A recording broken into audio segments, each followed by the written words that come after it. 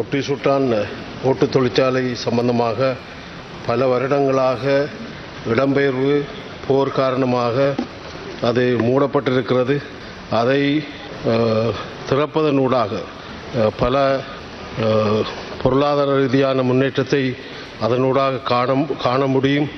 அதைவிட பல பேருக்கு வேலைவாய்ப்புகளை வழங்குவதனூடாக அந்த ஏழை மக்களுடைய பொருளாதார பிரச்சனையை நீக்க முடியும் என்பது என்னுடைய கருத்தாக இருக்கிறது. ஆகவே இந்த ஓட்டு தொழிற்சாலையை திறப்பதற்கான முயற்சிகளை அமைச்சர் அவர்கள் கவனம் எடுக்க வேண்டும் என்று கேட்டுக்கொள்கிறேன். කර්මාන්ත ශාලාව 1990 තමයි අතෑරලා තියෙන්නේ LTT. LTTE யுத்த கால பகுதியில் இந்த தொழிற்சாலை 1990ஆம் ஆண்டு காலப்பகுதியில் கைவிடப்பட்டுள்ளது. 2015ஆம் ஆண்டு முதல் தொழிற்சாலையை மீள ஆரம்பிப்பதற்கு முயற்சிக்கப்பட்டுள்ளது. எனினும் அந்த முயற்சி வெற்றியளிக்கவில்லை.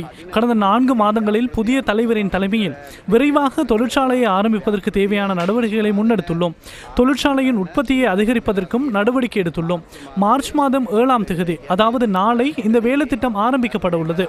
இதனூடாக அந்த பிரதேச மக்களும் வடமாகாண மக்களும் குறைந்த செலவில் செங்கல் மற்றும் ஓடுகளை பெற்றுக்கொள்ள முடியும்.